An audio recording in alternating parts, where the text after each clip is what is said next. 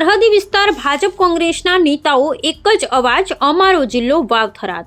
સરહદી વિસ્તારમાં તમામ પક્ષના આગેવાનો સરકારના નિર્ણયને સમર્થન આપવા એકતા દર્શાવી।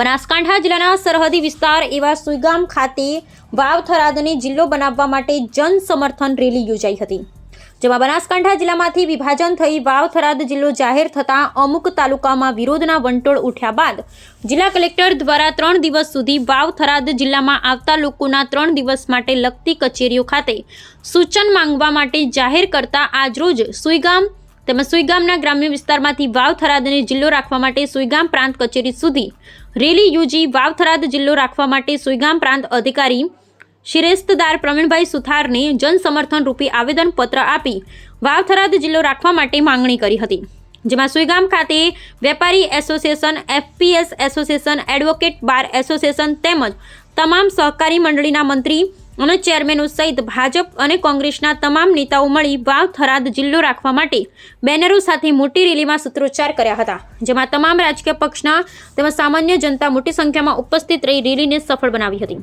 ખાતે જે રેલીનું આયોજન કરવામાં આવ્યું એ બાબતે શું કહેશો આપ? આજે સુઈગામ ખાતે રેલીનું આયોજન કરવામાં આવ્યું એ જિલ્લાના સમર્થન માટે વાવ થરાદ જે જિલ્લો બન્યો છે અને સરકારશ્રીએ ખૂબ પ્રયત્ન કરી આગેવાનોએ અને જિલ્લાની નિમણૂક કરી જીવણો આલ્યો। વર્ષોથી આ માગણી હતી આ વિસ્તારની, આ વિસ્તારે માટે જે કાંઈ કર્યું છે એમાં આપણા વડાપ્રધાન નરેન્દ્ર સાહેબનો ખૂબ ખૂબ આભાર, આપણા ગુજરાત રાજ્યના મુખ્યમંત્રીશ્રીનો પણ ખૂબ ખૂબ આભાર। એવા આપણા વિસ્તારના હોશિલા અને પશુપાલકોના એક પાલક કહેવાય એવા આપણા વિસ્તારના એક ગુજરાત રાજ્યના અધ્યક્ષ શ્રી અને બનાસ બેંકના ચેરમેન શ્રી એમનો ખૂબ ખૂબ હૃદય ઉપર એમનો આભાર માને છે। આ વિસ્તાર માટે ખૂબ કર્યું છે અને જે કંઈ આ કર્યું છે મોદી સાહેબ સુધી પહોંચીને એમનો આ વિસ્તાર કાયમી આભાર માનશે અને એમનું લોણ આ વિસ્તાર કોઈ દાડો ન ચૂકે એટલું બધું આલ્યું છે। પશુપાલકો માટે આલ્યું, અત્યારે જિલ્લા માટે આટલી બધી મહેનત કરી। આ વિસ્તાર માટે હુકો વિસ્તાર હતો, રણ વિસ્તાર હતો, એના માટે એક નળેશ્વરી માતાદેવું મંદિર બની અને અત્યારે ટુરિઝમ બન્યું છે। દેશ વિદેશના માણસો સુઈગામ તાલુકામાં આવતા હોય અને આ તાલુકાની વાત થતી હોય ત્યારે કહેતા હોય કે કોણ આવો નેતો, કોણે આ બધું કર્યું આ રણ ઉપર, આ વિસ્તારમાં આ કઈ રીતે આ સમર્થન આલીને આ બંધાણું આ તાલુકો બન્યો રણમાં। તો સાહેબ આ વિસ્તાર એવું બોલે છે કે આ વિસ્તારમાં શંકરભાઈ હોય અને આ વિસ્તારનું ભલું થાય। વર્ષોથી આ તાલુકોને આ વિસ્તાર હતો, અહીં પાણી પીવા મોઢે નહોતું, નડેશ્વરીથી ડીસાથી પાણી આવતું, નડાબેટુથી પાણી પીવા માટે ડીસાનું પાણી આવતું, એ ડીસાનું પાણી પીધું છે પાઇપલાઇનથી। તો અત્યારે ઘરે ઘર હરિયાળી, ગામો ગામ હરિયાળી। આ વિસ્તારમાં અત્યારે ભાજપ અને કોંગ્રેસ હરેક સમાજના હરેક આગેવાનો એક થઈ અને આપણો જિલ્લો બનવો જોઈએ, થરાદ જિલ્લો બનવો જોઈએ, વાવ થરાદ એવી એક જ અત્યારે એક નજરે એક વિચારે આગળ છે।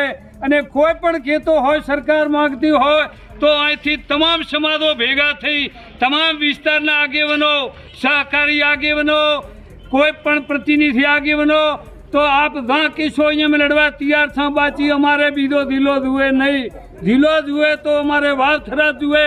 કોઈ પણ કોઈને કોઈ તકલીફ, કોઈના પેઠારું કોઈ આગેવાન કાંઈ પણ રજૂઆતું કરતો હોય, કોઈ કાંઈ વિરુદ્ધથી વાત કરતો હોય, સારું કરે એનો વિરોધ કરે જ છે માણસ। એ તો સરકાર જાણે છે, સરકાર છે એ મહાન છે, આ વિસ્તાર મહાન છે એ તમે જાણો છો। તો આ વિસ્તારનું ભલું થશે અને જે આ વિસ્તાર આ વાતમાં જે તું રહેશે, જે આ વાતમાં રહેશે એનું મા નડેશ્વરીને ભગવાન ભલું કરશે। એ સાથે હું તમને વિનંતી કરું છું સરકારને અને શંકરભાઈ સાહેબ, આપ તો મહાન છો અને મહાન થઈને રહ્યા છો અને રહેશો। ચાલ્યા કરે, સંસારમાં આવતું હોય ને જાતું હોય, આ તો એક લોકશાહી છે, પણ તમારા માટે ભગવાન સાથે રહેશે, માતાજી સાથે રહેશે, નડેશ્વરી અને તમામ આગેવાનો આપની સાથે છે। આપ આગે बढ़ो, हम તમારી સાથ में। વાવ થરાદ જિલ્લાને લઈને જે આજે સુઈગામ ખાતે રેલીનું આયોજન કરવામાં આવ્યું છે, શું કહેશો આજે એ રેલી બાબતે આપ? સરકારે વાવ થરાદ જિલ્લાની જે જાહેરાત કરી છે એ બદલ સરકારનો દિલથી આભાર માનું છું। અગાઉ પણ અમે મીડિયાવાળાને મેં મારો અભિપ્રાય આપેલો છે કે સરકારનો દિલથી આભાર. વાવ થરાદ વર્ષોથી ઝંખના હતી કે વાવને થરાદ જિલ્લો બને. અગાઉના બધા પણ નેતાઓ જે નેતાઓએ આમાં રસ લીધો, જે નેતાઓએ આમાં ભાગ લીધો, એ બધા નેતાઓનો પણ ખૂબ ખૂબ આભાર. આજે વાવ સોઈગામ બાર એસોસિએશનના પ્રમુખ તરીકે અને સોઈગામના વકીલ મંડળ દ્વારા પણ સરકારને સમર્થન આપવામાં આવ્યું છે, સરકારનો આભાર માનવામાં આવ્યો છે. સોઈગામ તાલુકા કોંગ્રેસ સમિતિના તમામ આગેવાનો, સોઈગામ તાલુકાની આખી કારોબારી સાથે આવીને પણ કોંગ્રેસવાળાએ પણ વાવ થરાદ જિલ્લો જે સરકારે બનાવ્યો એ બધી સરકારનો પણ આભાર માન્યો છે. સરકારમાં જે પણ આપણા કંઈ નેતાઓ લડતા હોય એમને પણ સમર્થન આપ્યું છે અને સંમતિ પણ આપી છે. તે જ રીતે કોંગ્રેસની વિચારધારાવાળા જે કંઈ સરપંચો છે, તાલુકા પંચાયતના સદસ્યો છે, જિલ્લા પંચાયતના સદસ્યો છે, દૂધ સહકારી મંડળીના ચેરમેન હોય કે સેવા સહકારી મંડળીના ચેરમેન હોય કે કોંગ્રેસની વિચારધારા ધરાવતા તમામ આગેવાનો દ્વારા પણ કોંગ્રેસ સમિતિએ પણ આવેદનપત્ર આપ્યું છે. અને સરકારે જે કંઈ વાવ થરાદ જિલ્લો જાહેર કર્યો છે, જિલ્લો ચાલુ રાખવો જોઈએ. જિલ્લાના સમર્થનમાં અમે લડાઈ લડવા તૈયાર છીએ.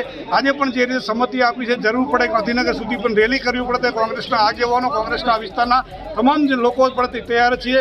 અને વાવ થરાદ જિલ્લો ચાલુ રહેવો જોઈએ. અને સરકારને ફરીથી પણ વિનંતી, સરકારે જે નિર્ણય લીધો છે યોગ્ય છે.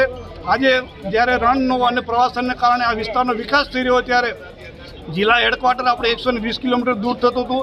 સોઈગામથી થરાદ જિલ્લો બન્યો ત્યારે 40 કિલોમીટર દૂર હોય, જેના કારણે આ વિસ્તારનો વિકાસ થશે. આવનાર દિવસોની અંદર આ વિસ્તારની અંદર, રણ વિસ્તારની અંદર અને પ્રવાસનને કારણે, ટુરિઝમને કારણે આ વિસ્તારને કારોબારી બધાને ન્યાય મળશે અને લોકોને રોજગારી મળી છે. તે માટે વાવ થરાદ જિલ્લાને સમર્થન આપું છું, સંમતિ આપું છું. અને તમામ કોંગ્રેસ પણ એની સાથે છે. જે કંઈ લડાઈ લડવી પડશે તો અમે બધા સાથે રહીને વાવ થરાદ જિલ્લો ચાલુ રહે અને સરકારને પણ અમે સમર્થન આપીશું. હું રમેશભાઈ જાખેસરા, પ્રદેશ ઉપાધ્યક્ષ એસસી મોરચો, ગુજરાત રાજ્ય.